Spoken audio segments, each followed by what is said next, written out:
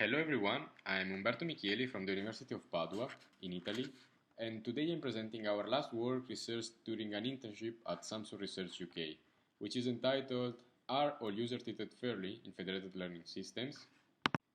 Here is an overview of today's presentation. We will start with some background knowledge on federated learning, and then we will move to the targeted challenges and motivations inspiring our approach, which is called FairAvg. Then we will go through some results and we will conclude with some final remarks.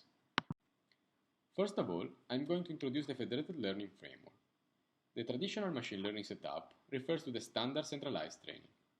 Here, all the devices send their data to the server trains one single model on the complete set of data, and then it deploys the model to the devices.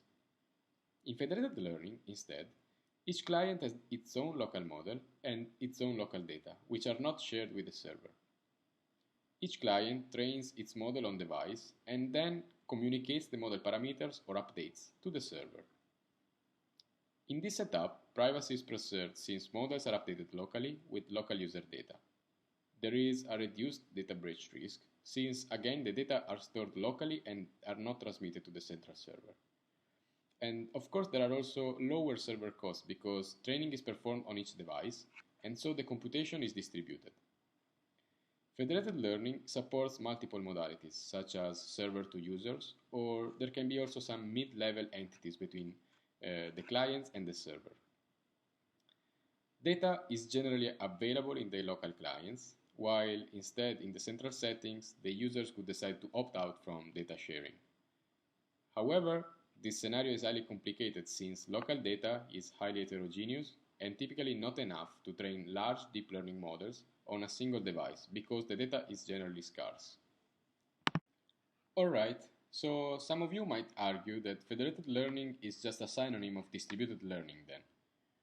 Well, the common aspect between the two is that they both aim at training a single model on multiple nodes. However, their focus is intrinsically different. While in distributed learning, the focus is on parallelizing the computing power, in federated learning, it is about training on a heterogeneous dataset. And this difference in the focus actually reflects into few different properties between the two setups. In standard distributed learning, data distributed on each client has roughly the same size, and it is distributed i.i.d. to the clients, which are typically reliable data centers. In federated learning, instead, we have literally the opposite. Distributed data on each client has not the same size and is typically distributed according to a power law distribution. So each client sees a very different number of images between each other. Data is distributed non-i.i.d. because users have significantly different interests or preferences. Finally, clients might be unreliable in the sense that the computing nodes can have low batteries or unstable Wi-Fi connection, or maybe busy with other tasks, and so on and so forth. In our work, the focus will be on the classical centralized federated learning, where one unique central server coordinates the computing nodes. So, at the beginning of each federated round, a central server chooses the model to be trained and transmits the initial model to the nodes. Then, the nodes train the model locally with local data and update their parameters, which are then sent back to the server. The server then aggregates the models and generates a new global aggregated model. Then, this procedure is iterated for many rounds until convergence is reached. As you can guess, federated learning is a very complicated task and many challenges still exist and need to be addressed. In this work, we focus mostly on the statistical data heterogeneity issue, and we analyze it with a fair aggregation method from the user perspective. Statistical data heterogeneity is one of the main properties of the federated learning setup. Indeed, in practice, data in local clients is highly imbalanced as there is a very different number of samples for different classes on each device. Furthermore, data is highly non-i.i.d. as samples in remote clients are correlated due to the user-specific habits or preferences, as we can observe in the image below. Here we can see that maybe user 1 loves cats and takes a lot of pictures of cats or receives many from their friends. And since user 1 likes cat, it may also like dogs, for instance, and so it will also have some picture of dogs as well. User 2 instead likes to ride horses and maybe, why not, also likes to ride the motorbike. User K instead loves to have parties and takes a lot of pictures of the cocktails or of the bottles and also of other people while having fun at parties or so. So the bottom line is that each user has its own set of preferences or habits, and this will highly influence the set of pictures or data being present in the local datasets. Okay, now we go to the detail of our approach. In general, federated aggregation can be expressed quite simply as an update of the central model parameters at the next round, as a weighted sum over the k clients of the local model parameters, weighted according to a vector that we call attention vector, since it determines how much importance to give to each local solution. Early federated learning approaches move from the standard federated averaging and average each model considering the frequency of local samples as weight for the weighted average, federated average. However, this can harm model training if data is highly heterogeneous among clients, and we show this by proposing a simple modification which is fair from the user perspective, and so we call it FairAvg. In FairAvg, the weight of each local model is constant and equal to 1 over the number of local clients. In this way, each client is considered the same, and we aim at showing solely the effect of data imbalance and non-i.i.d-ness across the clients. To do so, we use a combination of synthetic data, image classification data, and text classification data.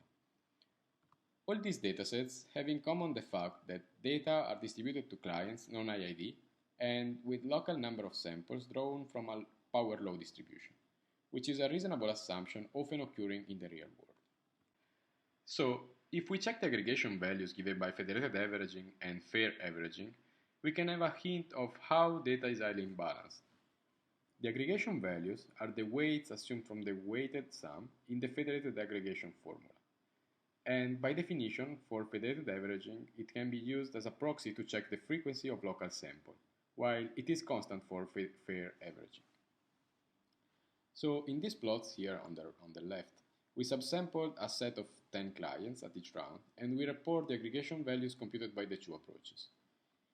Here we can see that many clients contribute a little while aggregating the local solutions. On the other hand, few clients tend to dominate the scene, bringing the global model to diverge toward the local solution of the models having many samples. Now, imagine that data is highly non-i.i.d. Well, this represents a huge problem for convergence. Indeed, we can observe this from the results reported here. In the first row, it is reported the accuracy of the global model on 5 benchmark datasets, and we can see that FairAvg improves accuracy with respect to federated averaging when data are non-i.i.d. The same is visible in the second row where the loss is presented. Observing these results, we saw that the accuracy and the loss of FairAvg were much more clean and smooth during the convergence toward the final value than federated averaging was. In order to quantify this, we computed the so-called correlogram, which is nothing but a plot of the autocorrelation function at different values of lags, and it is reported here as a third row. As we said, we used this as a metric to show that FairAvg reduced fluctuations toward convergence with respect to federated averaging. Indeed, FairAvg shows higher values, which means higher autocorrelation with shifted replicas, than federated averaging. So, to conclude, we explored the relationship between fairness of aggregation schemes, accuracy of aggregated models, and convergence rate of federated optimization methods on non-i.i.d. data. We showed that FairAvg is beneficial compared to federated averaging for both final accuracy and convergence rate, whilst reducing at the same time the fluctuations of accuracy of the aggregate model toward the final convergence value. We believe that future federated learning models could employ federated aggregation values centered around the value employed by FairAvg for a more uniform treatment of user contributions. That's all. We look forward to meeting you in the live session. Thank you.